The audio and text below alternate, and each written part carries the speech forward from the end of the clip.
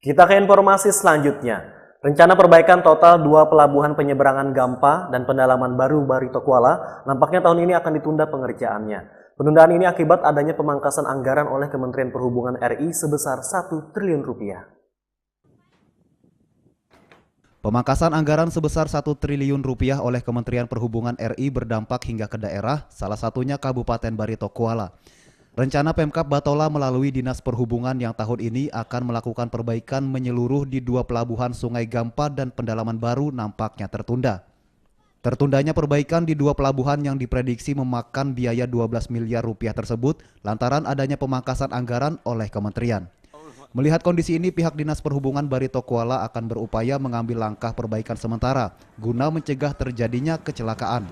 Pihaknya berjanji akan upayakan perbaikan total di tahun 2020. Jadi masalah dermaga di Gampa itu bukan gagal, tapi itu waktunya ditunda menjadi 2020 ya. 2020 karena kemarin ada pemotongan 1 triliun perhubungan itu termasuk yang di Gampa. Justru sebab itu mungkin langkah kami nanti yang pertama mungkin akan memperbaiki dulu, sementara menunggu terlalu lama kan. Kalau itu dibiarkan, tapi membaiki hanya mungkin yang rusak-rusak ya, mencegah yang sampai terjadi kecelakaan itu dulu yang. Sementara itu, para motoris di pelabuhan pendalaman baru sempat kecewa mendengar adanya penundaan perbaikan dermaga. Mereka berharap dermaga segera mendapat perbaikan agar aktivitas penyeberangan tak lagi terganggu. Pelabuhannya direhkan, Bang. Soalnya kenapa nih? Soalnya motor kan banyak mana bisa ada yang sangkut, rusuk banyak.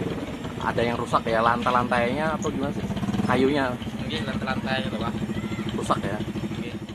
Kepemilikan aset dermaga Sungai Gampa dan dermaga pendalaman baru rencananya akan diserahkan pihak Disub ke pemerintah pusat agar perbaikan sepenuhnya ditanggung oleh pusat menggunakan anggaran APBN.